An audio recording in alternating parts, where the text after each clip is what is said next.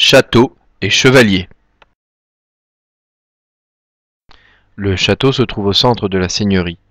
Il est d'abord la demeure du seigneur, de sa famille et de ses proches, serviteurs ou soldats. Le seigneur réside principalement dans la grande tour centrale, le donjon. Le château a aussi une fonction symbolique.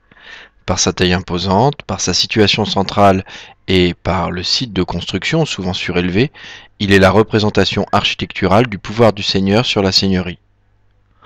Enfin, le château a une mission défensive.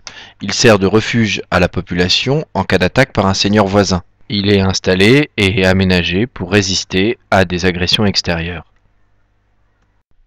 Les seigneurs, afin de défendre leur seigneurie, passent une grande partie de leur temps à s'entraîner au combat à cheval.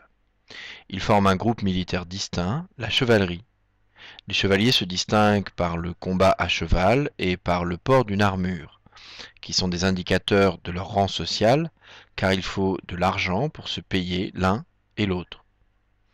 L'armure se faisant au cours du Moyen Âge de plus en plus complexe, on voit apparaître, sur l'écu notamment, des signes distinctifs permettant de distinguer les chevaliers entre eux.